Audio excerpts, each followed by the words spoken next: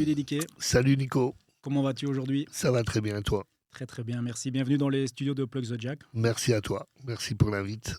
Alors, on en parlait un petit peu en off, voilà, tu avais l'air de trouver le concept sympa ici, donc Tout à fait, ouais, cool. Moi j'aime bien de toucher un peu aux nouveaux trucs, donc c'est cool. DJ Dédiqué, tu es né le 8 janvier 1968 Ouais, à Bruxelles sous le nom de Alain de Prost. ouais, Tu es dans le mouvement hip-hop depuis les années 80, ouais, pionnier voilà, du hip-hop, ouais, pionnier du hip-hop, effectivement, ouais, je n'étais même pas encore né. Tu es à la base de la première compile de rap en Belgique. ouais, BRC Bruxelles Rap Convention, ouais. Enfin on était à plusieurs, mais j'en faisais partie, ouais. Et tu étais aussi le DJ du groupe Benny B.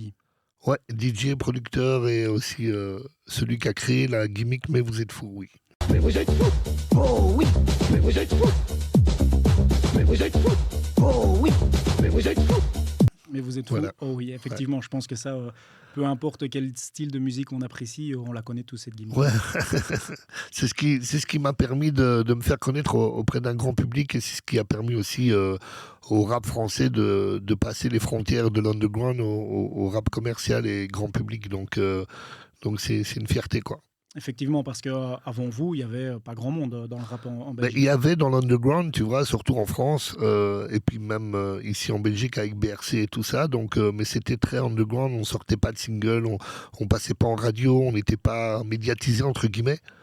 Et quand on a fait le morceau Mais vous êtes fou, oui, qui a mis quand même un petit temps à démarrer, après c'est devenu voilà, celui qui a défoncé les portes et qui a ouvert les portes au rap français commercial et qui a même inspiré des rappeurs comme Soprano, Orelsan, La Fine, c'est eux-mêmes qui me l'ont dit, donc c'est une grosse fierté. C'est une belle reconnaissance, Ouais. effectivement. Et à l'époque, ici, tu cites des rappeurs actuels, mais à l'époque, qui t'a influencé, toi? Quelle personne, en les regardant, en les écoutant, tu t'es dit, waouh, je veux faire ça, c'est vraiment ce que j'ai envie de faire, quoi. Ben, en premier, c'est les Américains, tu vois, donc on assistait à des concerts de Run DMC, Mary, Mary, why you bugging? LL Cool J, de Public Enemy, et on allait même jusqu'en Hollande pour voir les concerts, parce qu'en Belgique, on n'était malheureusement pas encore très bien servi à ce niveau-là. Donc il y avait aussi du côté de la France, il y avait Dynasty avec Lionel D. Tout le monde aime bien passer du bon temps. Et t'en profites bien car ce n'est pas souvent. La vie passe vite comme la lumière. Et toi tu cherches ta raison d'être sur la terre. Quand tu la tiens, tu fais le maximum pour dominer ton destin, prouver que t'es un homme. Et avec plein d'autres. Donc ça nous a pas mal inspiré à créer cette scène belge underground au départ, qui après a pris de l'ampleur. Mais il faut savoir qu'au départ, moi je dansais, j'étais un break danseur, donc j'étais un b-boy, donc j'ai commencé dans les années 80, en 82 exactement, à faire de la danse au départ. Tu vois, je suis tombé amoureux de la culture hip-hop dans les années 80 avec la danse. Et après, j'ai touché aux autres disciplines du hip-hop, comme le rap, comme le graffiti, comme le DJing et le beatbox aussi. Oui, c'est vraiment l'amour de l'ensemble du mouvement et pas. Exactement, Voilà. c'était un coup de foudre. Voilà, c'était un coup de foudre comme quand tu rencontres une meuf, tu dis ouais, c'est elle la femme de ma vie. Ben, c'était pareil. C'était quand j'ai découvert ça la première fois, c'était en 1978 dans un clip de Malcolm McLaren. Je sais pas si tu connais. Le morceau s'appelait Buffalo Girls et il y avait des scratchs, il y avait des b-boys, en l'occurrence les Rocksteady Crew de New York.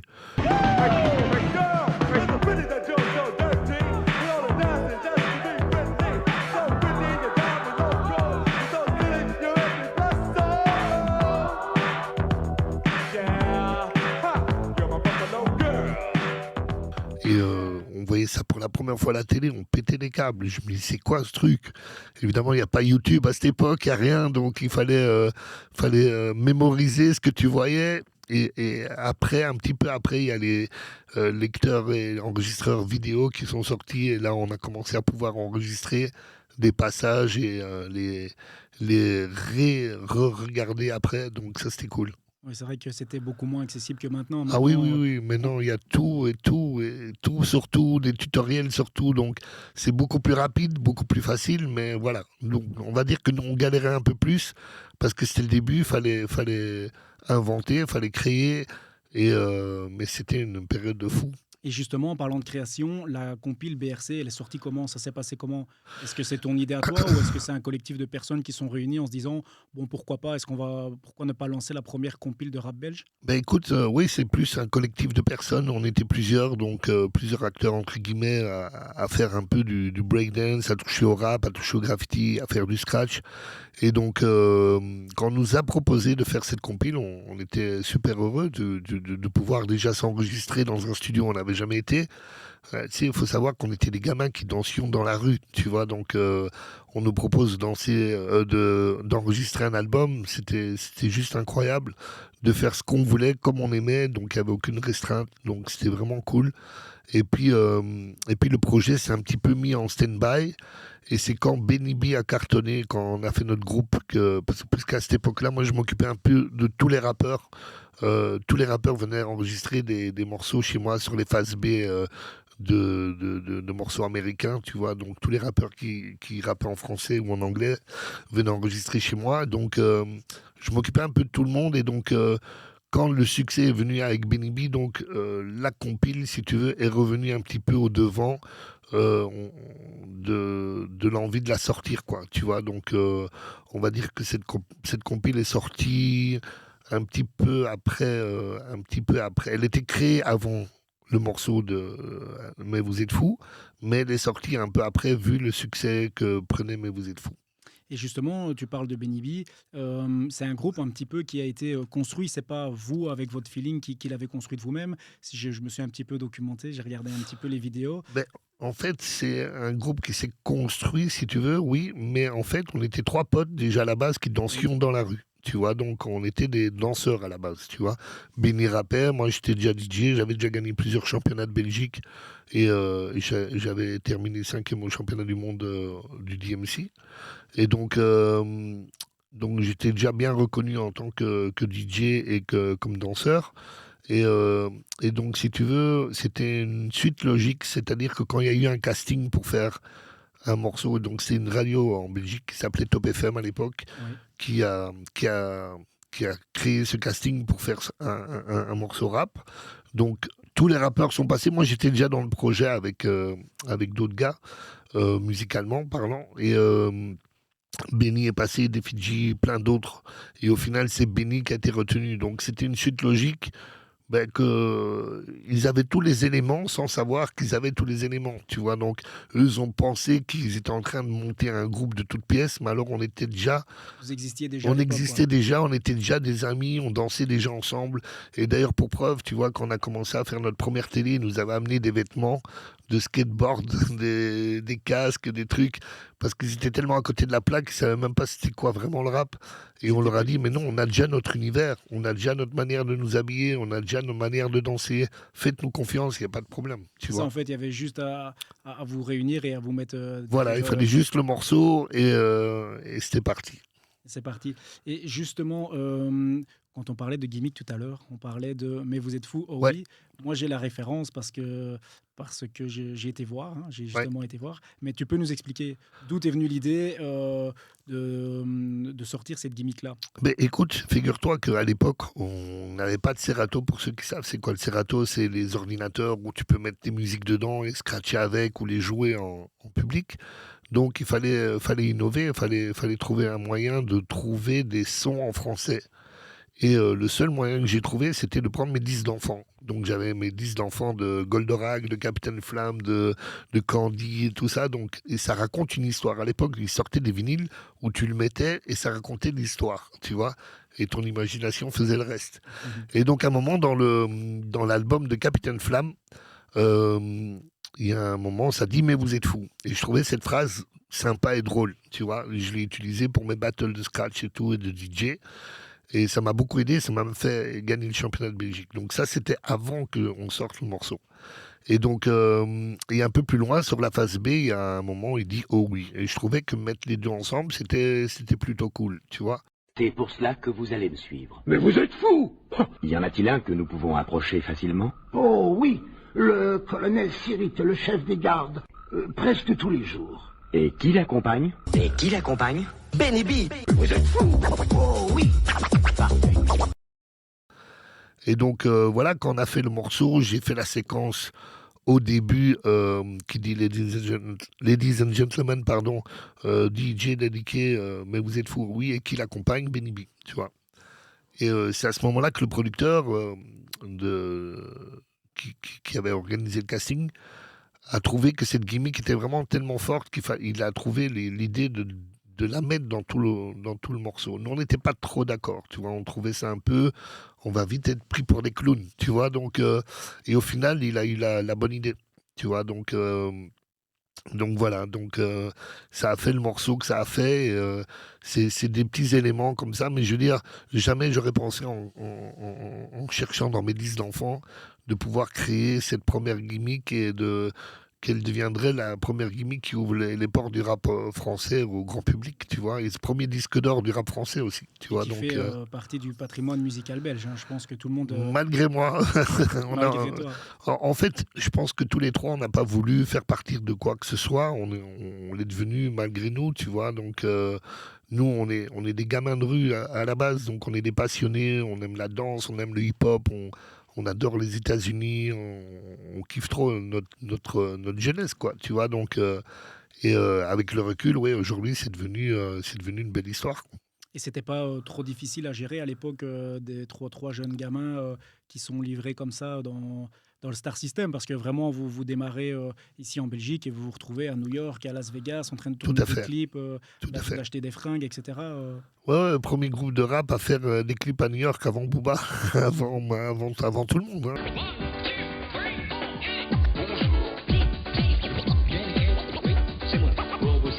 Complètement fou, ce gamin.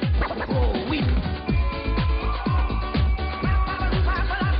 Et qu'est-ce qu'on fait maintenant? Donc, on a fait des clips à Miami, des clips à Los Angeles, des clips à Las Vegas. C'était vraiment des rêves de gosse, tu vois. Je veux dire, la maison de disques nous offre.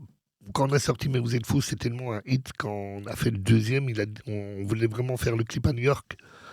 On n'avait jamais été à New York de notre vie. Donc, ils nous ont offert 100 000 francs belges à chacun. Et ils ont dit, vous allez à New York, vous faites le clip, vous achetez ce que vous voulez, tu vois. Énorme. Imagine des gamins de rue, tu vois, qui dansent avec un chapeau pour avoir un peu de thunes, s'acheter un milkshake au Quick, tu vois. Et du jour au lendemain, on devient des... J'aime pas ce mot, mais on devient des stars, tu vois, malgré nous. Et les gens s'arrachent nos vêtements dans les rues, on peut plus sortir. C'est l'hystérie. C'est l'hystérie comme les boys band après ou comme les Beatles avant, tu vois. Et donc voilà, on est des gamins, on découvre ça et on vit ce rêve à pleines dents, tu vois. Donc, tout va tellement vite, qu'on se rend même peut-être pas vraiment compte de ce qui se passe, tu vois. Donc, mais il y a toujours cette bonne entente entre nous, et très très simple et très conviviale, et on s'amuse, quoi. Tu vois, on continue à s'amuser et on gagne de l'argent, donc c'est cool. Et ça a été une montée très fulgurante, vraiment instantanée. Oui. Est-ce que par la suite, il y a eu une descente aussi rapide, ou bien vous avez réussi à stabiliser et à faire des ventes et à vous épanouir dans ce que vous produisiez à l'époque? Si tu veux, comme un petit peu tous les précurseurs ou les gens qui ouvrent des portes, c'est un petit peu considéré comme un phénomène de mode ou un phénomène qui vient, qui s'en va, tu vois. Après, tu en as d'autres qui arrivent. Il y a NTM qui est arrivé après, il y a IAM, il y a MC Solar. C'est un rap plus conscient, un rap mieux écrit, tu vois. Petit frère rêve de bagnole, de fringues et de thunes, de réputation de dur. Pour tout ça, il volerait la lune. Il collectionne les méfaits, sans se soucier du mal qu'il fait, tout en demandant du respect. Peu lui importe de quoi demain sera fait. De donner à certains des raisons de mépriser son cadet. Dans sa tête, le rayonnement du tube cathodique a étouffé les vibrations des dames de l'Afrique. Plus poétique. Donc voilà, les gens qui ont découvert le rap à travers nous se sont dirigés après vers du rap peut-être un peu plus mature, entre guillemets, ou plus conscient. Donc du coup, si tu veux, nous on a eu moins de succès parce que voilà, c'est comme ça, tu vois, ça a duré 3 ans, presque 4 ans. Et après, ça s'est essoufflé un petit peu parce que voilà, aussi il y avait le fait que d'autres arrivaient et que c'était très fort ce qu'ils faisaient et que nous, on avait peut-être fait notre temps déjà, tu vois, donc on était déjà passé un peu aux oubliettes, donc Donc, mais ça fait partie du jeu, donc faut l'accepter, tu vois. Donc, Et donc en 1994, vous décidez chacun de partir de votre côté, c'est ça? exactement, exactement. Donc, je crois qu'en 94 ou en 93, Benny casse le contrat, donc il part faire ses trucs que lui il a envie de faire. Moi, je reste avec les mêmes producteurs et on sort des morceaux un peu plus rodents et tout ça, comme Voulez-vous coucher avec moi, comme il y a des hauts et des bas qui sont vraiment des gros hits en Belgique et même à l'extérieur, genre en Italie, genre au Japon, un truc de ouf. Ce qui me permet de faire des tournées et tout ça. Et à ce moment-là, donc je m'entoure de quatre filles, tu vois, donc les sexy girls, je les appelais à l'époque. Et on part en tournée, on va en Roumanie, on va partout, on fait le tour du monde. Vraiment, parce que le morceau Voulez-vous coucher avec moi est une gimmick internationale finalement, tu vois, que tout le monde connaît, tout le monde comprend. Et j'avais gardé un peu le même esprit, le même concept de ce qu'on avait à Troyes, avec beaucoup de danse, beaucoup de show, tu vois. Donc, et ça a quand même beaucoup fonctionné pendant 3-4 ans aussi. Vous voulez vous coucher avec moi, madame, mademoiselle, car plus je vous regarde, plus je vous trouve belle. Et puis si vous me trouvez un peu trop pressé, c'est parce que la vie est trop courte, je pourrais en profiter car j'aime le sexe. Alors parlons du sexe, mais parlons peu, car en parler c'est bien. Mais le faire c'est encore mieux, car si on pensait à toutes les bonnes choses que l'on pourrait se faire, je crois qu'il n'y aurait pas assez de mots dans mon vocabulaire. Alors, vous voulez vous coucher avec moi? Vous voulez vous coucher avec moi? Vous coucher avec moi? Vous voulez vous coucher avec moi? Et malheureusement, j'ai dû arrêter parce que j'ai été opéré des cordes vocales et donc là, j'ai perdu totalement la voix, tu vois. Donc, et c'est là que je suis revenu à mes premiers amours, les platines. D'accord, donc tu pars en solo, tu fais une grosse tournée internationale avec tes musiques qui cartonnent, Ouais. et puis un petit peu malheureusement, tu te retournes vers le DJing parce que tu as une extinction de voix, c'est ça? Ou même Voilà. plus que ça, c'est une opération Oui, carrément. ouais, Donc, en fait, j'ai attrapé des nodules sur les cordes vocales à force de faire trop de chaud et pas de chauffer assez bien la voix. Et donc, du jour au lendemain, je me retrouve à faune. Donc, je parlais comme ça, j'avais plus de voix, tu vois. un Donc, chanteur, c'est pas l'idéal. ah non, c'est fini. Pour moi, c'était fini. Donc, je pouvais plus faire de show, plus rien. Ou alors, c'était du playback et ça m'intéressait pas, tu vois. Donc, je suis retourné à mes premiers amours, aux platines. Et j'ai refait des compétitions et j'ai regagné le championnat de Belgique, j'ai gagné le championnat de France, j'ai été finaliste au championnat du monde à Tokyo pour Vestax, j'ai fait l'ITF, j'ai gagné le championnat d'Europe, enfin, je me suis remis vraiment dans le bain à fond, tu vois. Et c'est à partir de ce moment-là que j'ai sorti aussi des mixtapes, tu vois. The Mix. Non, pas de mix. The D'accord. Mix, c'est venu beaucoup plus tard. Je te D'accord. parle des mixtapes vraiment à l'époque des cassettes, quoi. Ok. Tu vois, l'époque des cassettes, où j'avais, si tu veux, fait que des remixes dans ces cassettes. Tu vois, les DJ à l'époque, pardon, mixaient tout simplement les morceaux hip-hop R&B. Et moi, je m'étais inspiré d'un DJ américain, DJ Chill Will. Il prenait des acapellas, il les mélangeait avec les instrumentaux et tout ça. Et ça donnait incroyablement bien. Et je me dis, pourquoi on fait pas ça ici? Donc, je me suis vraiment focalisé là-dessus. J'ai fait des mixtapes et elles ont cartonné. Vraiment cartonné. Il y en a eu 4 ou 5 avec le même principe des couleurs. Comme de mix, on y viendra après. Et donc, ça a commencé à tourner partout, surtout en France. Et les DJ me disaient, ouais, les remixes que tu fais sont incroyables, tu devrais les sortir en vinyle. Et je trouvais l'idée sympa. Et donc j'ai commencé à sortir mes remixes, les meilleurs remixes de mes mixtapes en vinyle pour les DJ, tu vois. Et là, ça a été le plus gros carton, je pense, de ma carrière, parce que c'est ce qui m'a permis de me faire connaître internationalement. Donc tout le monde jouait mes vinyles, tout le monde jouait mes remixes. Même parfois, voilà, ils ne savent pas qui est derrière les remixes, parce que la pochette c'était un petit bonhomme, un petit b-boy et tout, donc je mettais pas ma photo. Et j'ai fini par signer même aux États-Unis, donc sur AV8 Records, qui était le label où il y avait le Fat Man Scoop, Be Fool, enfin c'était le label américain de référence en party break, donc j'ai eu une chance extraordinaire de signer avec eux, de partir en tournée avec eux aussi. Et donc voilà, donc ça c'était toute la période retour après après le fait que j'ai perdu ma voix, je suis revenu à mes premiers amours, donc les platines, les compétitions, j'ai sorti et c'est là que j'ai vraiment commencé à mixer parce que moi j'étais plus un DJ de compétition et de scratch, tu vois, pas vraiment de mix. Et donc c'est à partir des années 2000, ma voix est revenue et puis j'ai commencé à faire des soirées et à me démarquer grâce à mes remixes évidemment. Et puis voilà, et puis j'ai commencé à voyager, à aller mixer en Thaïlande, aux États-Unis, être résident Pacha, New York, jouer à Las Vegas, faire les premières parties de Bruno Mars aux États-Unis, faire mixer pour Miss America et tout. Enfin, des trucs de fou que tu te dis, mais pourquoi c'est moi, tu vois, à la fin, parce que il y a tellement de bons DJ aux États-Unis.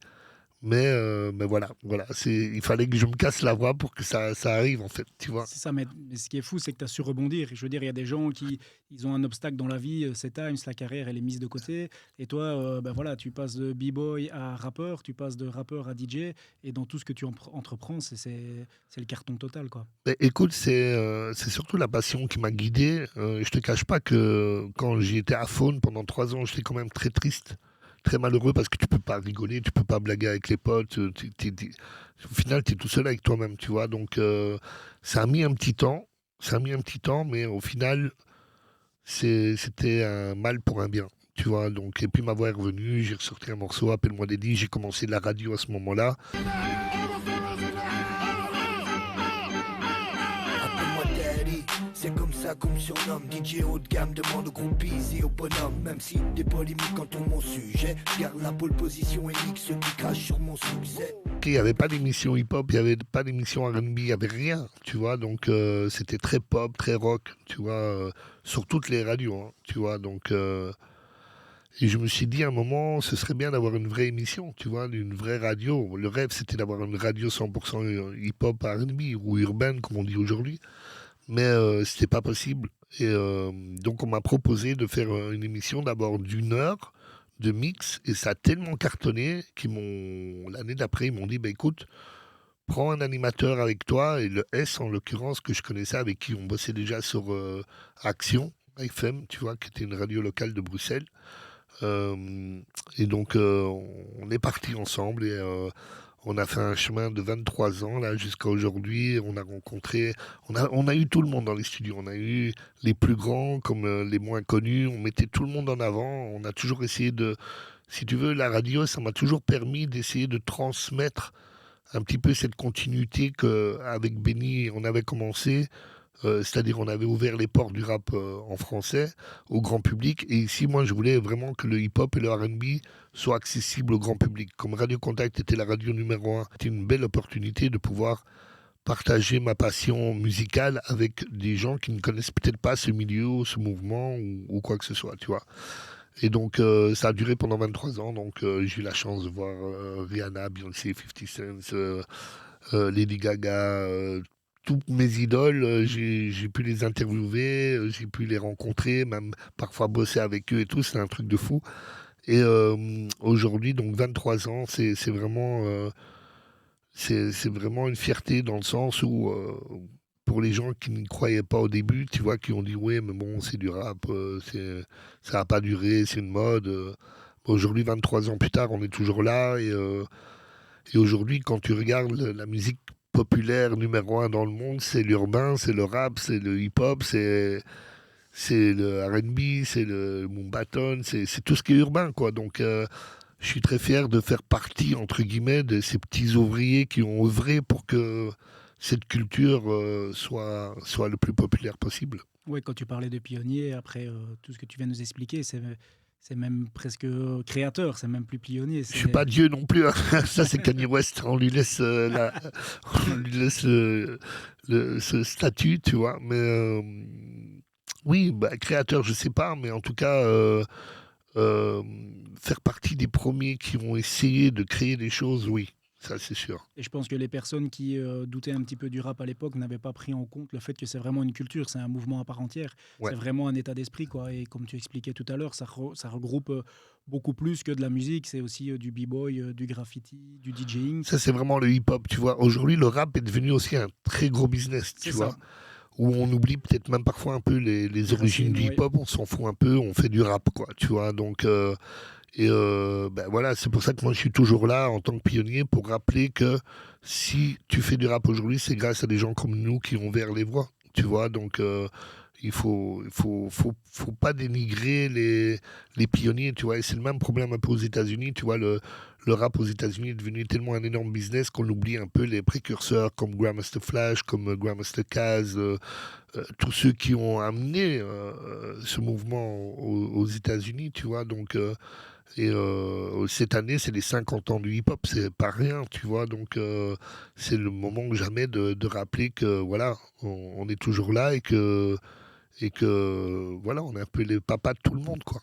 Ouais, effectivement, je pense que c'est le terme exact, les papas de tout le monde. En tout cas, en Belgique, c'est une certitude. Comme la radio marchait vraiment bien, ils sont venus chez moi, comme ils ont vu que je faisais des festivals et que ça cartonnait, ils ont dit pourquoi on ferait pas des compines mixées, qu'on vendrait au grand public, quoi, tu vois. Donc, Universal me propose ça, et je dis c'est une très bonne idée, mais est-ce qu'on a une liberté de création, une liberté de pouvoir faire ce qu'on veut? Parce que sur les mixtapes, il n'y a pas d'autorisation, entre guillemets, c'est assez underground. Mais les mix en CD que tu retrouves à la Fnac ou au Carrefour ou au MediaMarkt, c'est des compilations où il faut demander l'autorisation à tous les artistes, à toutes les maisons de disques, et tu as plein de restrictions. Tu as des maisons de disques qui disent ok, on vous donne ce morceau, mais vous pouvez pas le mixer. Il faut que ce soit le morceau en entier, donc vous mettez une explosion, vous mettez le morceau. Donc ça devient même plus une compile, tu vois. Donc Mhm. ça devient juste, Réédition. voilà, tu vois. Et ça a été vraiment une bagarre pour essayer de les convaincre, d'essayer de me laisser faire au maximum. Donc c'est sûr que je n'ai pas eu la liberté totale comme j'aurais voulu faire, tu vois, puisqu'on était restreint malheureusement. Il y a des morceaux où on ne pouvait pas scratcher dedans, des morceaux où tu peux pas prendre la cappella. Enfin, c'est très compliqué, tu vois. Par exemple, j'ai terminé un morceau, j'ai terminé une compile, je leur envoie, puis ils me disent écoute, le morceau de soprano, on doit l'enlever de la compile parce que la maison de disques en France veut pas. Donc, heureusement, j'appelle Soprano parce que je le connais très bien. Je dis, mon frérot, tu peux pas arranger le truc. Il me dit, t'inquiète, je gère le truc. 5 minutes après, c'est réglé. La maison de disque est d'accord. On peut laisser la compile. On peut laisser le morceau sur la compile. Mais imagine, si je dois enlever le morceau de Soprano sur la compile, je dois refaire le mix entièrement, tu vois. Donc, essayer de trouver l'enchaînement entre le morceau qui manque, tu vois. Donc, c'est très compliqué, surtout avec les Américains, tu vois, ils veulent pas donner les droits, ils veulent pas donner. C'était très très compliqué, mais c'était une belle aventure. On en a fait 13 volumes, tous disques d'or. Ça, c'est Énorme. vraiment incroyable, tu vois. Et c'est disques d'or en physique, tu vois, c'est pas en streaming, parce qu'en streaming, les compiles ne sont pas autorisés, dans le sens où les droits d'auteur sont encore des autres droits, c'est compliqué. Donc ici, c'est vraiment en physique. Donc à chaque fois qu'on sortait une compile, on avait un disque d'or. Donc ça, c'était cool. Et puis on a dû arrêter malheureusement à cause du Covid.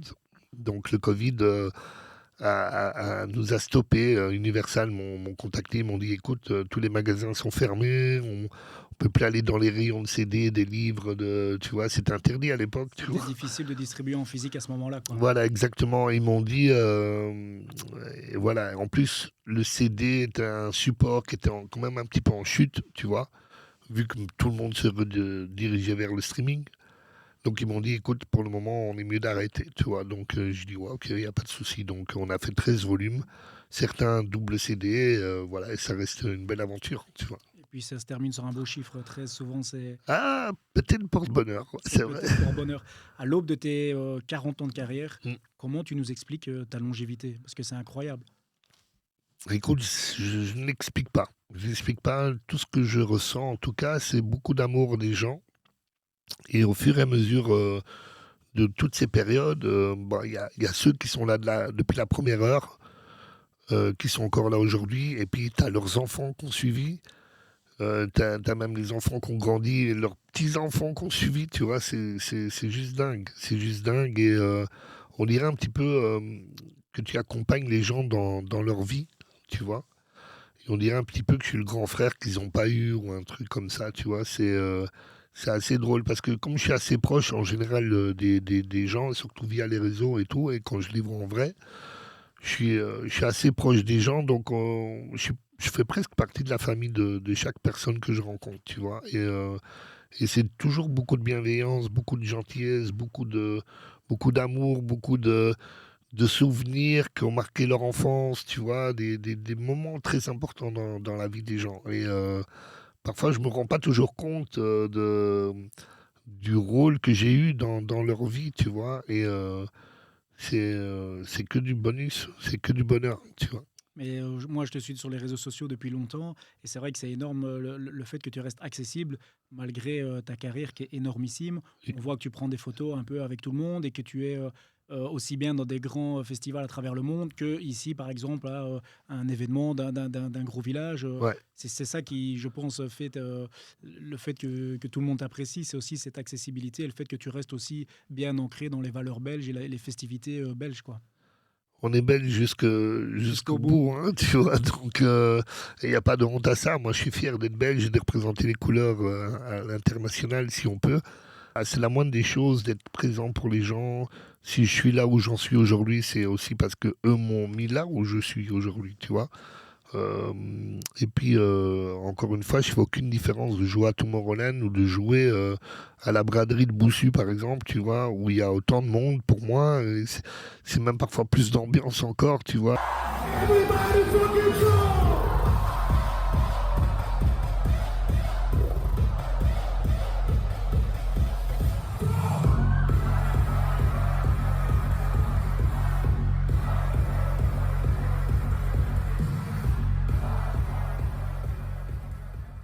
Tu as su te réinventer et suivre aussi un peu la mouvance des réseaux sociaux parce que tu es quand même relativement actif, tu postes tous les jours.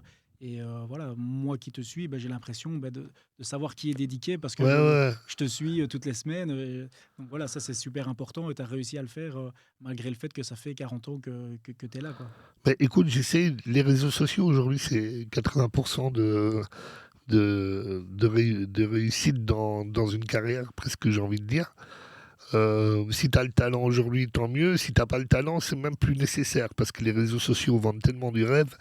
Donc, mais ça, c'est un autre débat. Et ce que je voulais dire, c'est que les réseaux sociaux, j'aime bien partager des choses avec les gens, mais j'ai parfois peur de saouler les gens. Donc, j'en fais un peu, mais pas trop, tu vois. Je pourrais tous les jours parler comme un influenceur. Ouais, tu vois, t'as fait quoi aujourd'hui? Laisse-moi un commentaire, tu vois, pour essayer de gratter dans l'algorithme le fait de revenir et tout ça. Et je trouve ça, je connais des potes, hein, ils le font, des potes DJ qui le font très bien, mais je pourrais pas faire ça tout le temps. T'as plus de vie, quoi, tu vois. C'est ça. Toi, tu réussis à utiliser les réseaux sociaux, mais avec parcimonie, à rester proche de ton public, mais sans pour autant leur vendre des choses qui n'ont pas besoin, Voilà, quoi. je ne vends rien à part du rêve ou du spectacle, tu vois. Et je suis un artiste et j'ai pas envie de commencer à les saouler ou que les gens se disent, oh, il est encore là avec ça, on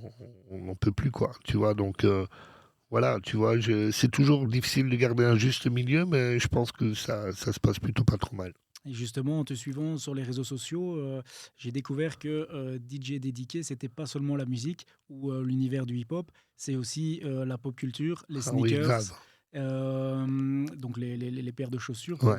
pour les personnes qui connaissent pas le terme, et aussi tout ce qui est Marvel et Goldorak aussi. Ah oui, bien sûr. Bah, tout ce qui touche un peu les années 80, les années avec lesquelles j'ai grandi, en regardant Récréa 2, Goldorak. Aujourd'hui, j'ai une chance incroyable de pouvoir fréquenter les gens qui sont proches de ceux qui l'ont créé, de pouvoir me payer des choses que je n'aurais jamais pu me payer à l'époque, tu vois. Donc, si tu veux, c'est le gamin qui est resté un gamin, en fait, et qui aujourd'hui a une chance incroyable, tu vois.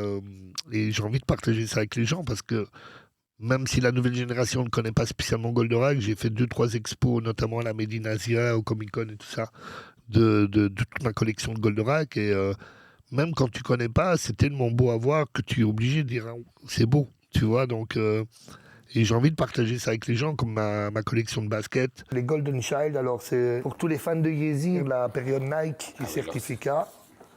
Ah, celui-là est toujours pas mal. Oh là Voilà la fameuse paire.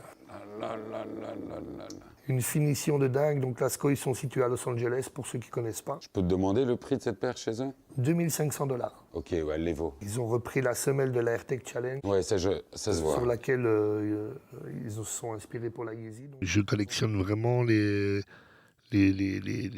baskets depuis les Jordan je collectionne surtout les baskets emblématiques pour moi, tu vois. Donc c'est-à-dire toutes les rétros de l'époque, que ce soit Adidas, Puma, Reebok, les Shaquille O'Neal, donc les Jordan, tout ça.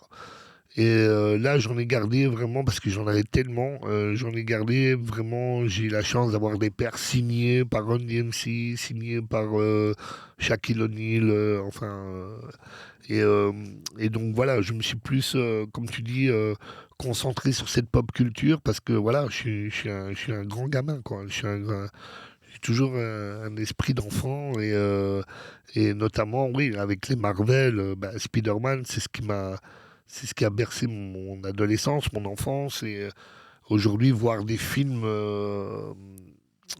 réalisés tellement incroyablement sur le grand écran, tu te dis, waouh, c'est des choses que petits, on en rêvait tellement. Et aujourd'hui, ils l'ont réalisé encore au-delà de nos rêves les plus fous. Des moments qui te rendent heureux, qui te mettent des étoiles dans les yeux. Et voilà, comme je te dis, c'est Pablo Andrés qui avait dit ça. Il vit ses rêves d'enfant dans un corps d'adulte, tu vois. Donc, et je trouvais ça très, très, très mignon. Mais c'est beau et je pense que pour rester connecté au monde actuel, on doit tous avoir une part d'enfant qui s'exprime parce que sinon, si on ne prend que les actualités d'adultes, je pense qu'on Exactement. on est aigri, quoi. Je crois qu'on a besoin de rêver en ce moment, surtout avec tout ce qui se passe et tout ce qu'on nous interdit et tout ce qu'on nous oblige. Et, rêver un petit peu, c'est pas du superflu. Effectivement, je partage ta pensée, il faut continuer à rêver. Ouais. Avec toute la carrière, tout ce que tu représentes, c'est une question que j'aime bien poser, c'est où sera Dédiké dans 10 ans? Ouf, j'ai aucune idée. J'ai 55 ans aujourd'hui et je t'avoue que je sens la fatigue. Donc, je suis toujours actif, j'ai toujours la pêche, mais voilà, dans moi, à l'intérieur, j'ai toujours cette pêche de 18 ans, mais le corps suit moins. Donc, on ne sait pas. Niveau santé, on ne sait pas. C'est ce qui est le plus important aujourd'hui. Dans 10 ans, je ne sais pas. Si je suis encore là dans 5 ans, je serai déjà super content, tu vois. Alors, j'aurai 60 ans et on fera encore une grande fête au Palais 12. C'est tout ce qu'on te souhaite en tout cas. Merci. C'est tout ce qu'on te souhaite. En tout cas, on a été vraiment honorés de te recevoir dans les studios. Merci à vous en tout cas. Je ne pensais vraiment pas que tu allais réagir à ma petite demande via les réseaux sociaux, justement. On en parlait Avec tout à grand l'heure. plaisir. Et donc, le fait que tu aies répondu rapidement et qu'on ait pu booker cette interview, j'étais vraiment surpris, honoré. En même temps, j'avais un petit peu peur, je ne te le cache pas, pardon. Je ne mange personne. Je me suis dit, oulala, il va falloir préparer parce t'inquiète. que j'ai quand même affaire à un monument. Donc voilà, mais ça s'est super bien passé et je suis vraiment honoré de t'avoir reçu dans l'émission L'échange. Et j'espère qu'on se reverra. Avec grand plaisir et félicitations vraiment à l'initiative de ce que vous faites. Faut pas lâcher, faut faire des choses comme ça pour transmettre aux autres et aux gens et qui ont envie d'écouter. On est là, c'est notre mission sur Terre. Donc voilà, de transmettre et de partager. C'est ce qu'on fait aussi. On réalise Voilà. des podcasts, des interviews. Nous, en fait, le leitmotiv, c'est personnalité inspirante francophone. Mhm. Et donc, voilà, on trouvait que c'était vraiment un costume qui t'allait super bien. Donc, on était ravis de te recevoir. Merci. C'était un plaisir aussi, vraiment. Merci, Dédiké. Merci à toi, Nico.